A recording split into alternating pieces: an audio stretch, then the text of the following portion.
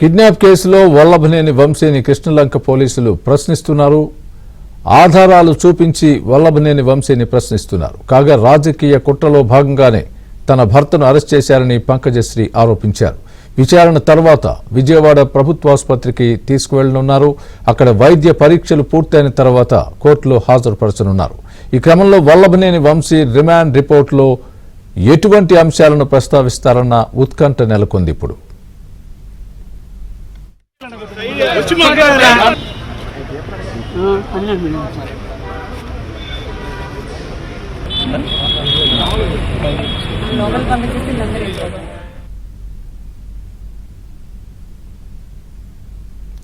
Krishnalanka police station వద్ద పరిస్థితి ఏ విధంగా ఉంది, అక్కడ విచారణ ఎంతవరకు వచ్చింది అనే విషయాల మీద మా ప్రతినిధి సత్య రెడీగా ఉన్నారు. లైవ్ లో పూర్తి అప్డేట్ అందిస్తారు. సత్య, చెప్పండి, పూర్తి అప్డేట్ ఇవ్వండి. అక్కడ ఉన్నటువంటి పరిస్థితి ఏంటి? ప్రజెంట్ విచారణ కొనసాగుతోందా? ఎప్పటిలోగా పూర్తవుతుంది? దాని తర్వాత మిగతా కార్యక్రమాలు అంటే ప్రభుత్వ హాస్పిటల్కి తీసుకెళ్లి వైద్య పరీక్షల తర్వాత కోర్టులో హాజరుపరిచే ఎప్పటి వరకు జరగబోతోంది?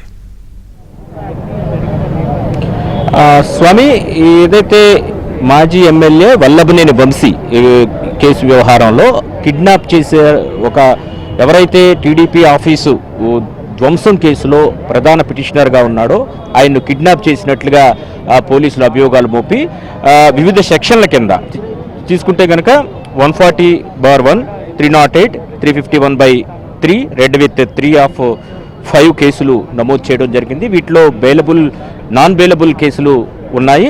ముఖ్యంగా ఒక వ్యక్తిని కిడ్నాప్ చేసి హత్య చేసే ప్రయత్నం లాంటి అభియోగాలు కూడా, తీవ్రమైన అభియోగాలు కూడా ఈ సెక్షన్ల కింద ఉన్నాయి. అయితే వల్లభనేని వంశీని గచ్చిబౌలిలోని తన అపార్ట్మెంట్ నుంచి పోలీసులు పికప్ చేసి తీసుకొచ్చేటప్పుడు దారిలో కూడా ఎక్కడికక్కడ అతని వెహికల్ మార్చడం, అదేవిధంగా భవానీపురం పోలీస్ స్టేషన్ నుంచి అతన్ని నేరుగా కృష్ణలంక పోలీస్ స్టేషన్కి తీసుకురావడం, కృష్ణలంక పోలీస్ స్టేషన్కి మధ్యాహ్నం 12:30 ప్రాంతంలో తీసుకొచ్చారు. అప్పటి నుంచి ఇప్పటి వరకు దాదాపు 6 గంటలుగా అతన్ని విచారిస్తున్న పరిస్థితి అయితే ఉంది. ఇదే సమయంలో అతని చేత ఒక స్టేట్మెంట్ను కూడా, ఈ కేసుకు సంబంధించి ఒక స్టేట్మెంట్ను కూడా రికార్డు చేసినట్టుగా తెలుస్తోంది. అయితే ఇదే సమయంలో వైసీపీకి చెందిన కొంత నాయకులు ఇక్కడ హంగామా సృష్టించే ప్రయత్నం చేశారు. ముఖ్యంగా ఆ పార్టీ ఎమ్మెల్సీగా ఉన్నటువంటి ఎవరైతే ఆ పార్టీ ఎమ్మెల్సీగా ఉన్నటువంటి అరుణ్ కావచ్చు, మొండితోక అరుణ్ కావచ్చు, మాజీ ఎమ్మెల్యేగా ఉన్న మొండితోక జగన్మోహన్ రావు కావచ్చు, వీరు ఇక్కడికి చేరుకున్నారు. అదేవిధంగా మహేష్ కూడా ఇక్కడ చేరుకుని అన్యాయంగా అరెస్ట్ చేశారనే విధంగా కూడా మీడియాతో మాట్లాడడం జరిగింది. ఇదే సమయంలో వంశీ భార్య కూడా ఇక్కడికి చేరుకున్నారు. ఆమె కూడా ఎఫ్ఐఆర్ మాకు చేతికి ఇవ్వకపోతే ఫర్దర్గా ఎలా ప్రొసీడ్ కావాలనే విషయం పైన ఆవిడ అబ్జెక్షన్స్ రేస్ చేశారు. లోపలికి పోలీసులు వెళ్ళనివ్వట్లేదని ముందు చెప్పినప్పటికీ కూడా పోలీసులు ఆమెను అనుమతించారు. సుమారు అర్ధగంట పాటు వెళ్ళి వంశీతో మాట్లాడి రావడం జరిగింది.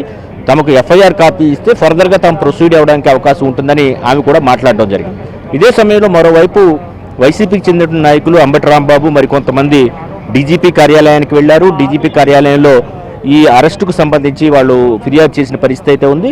ఇది అక్రమ అరెస్ట్ అని చెప్పి మాట్లాడడం జరిగింది. డీజీపీ కార్యాలయంలో తమను అవమానించారని చెప్పి కూడా వారందరూ కూడా పేర్కొన్నది. అయితే ఈ మొత్తం ఇష్యూలో మనం తీసుకుంటే కనుక ఏదైతే ఈ తెలుగుదేశం పార్టీ కార్యాలయం గన్నవరంలో జరిగిన దాడి ఆ రోజు ఏదైతే జరిగిందో ఆ కేసు నుంచి తప్పించుకోవడానికి చేసిన ప్రయత్నంలో భాగంగానే మరో కేసులో వంశీ ఇరుక్కున్నారని మరో కేసులో వంశీ నిందితుడిగా మారారని మనం చెప్పుకోవచ్చు.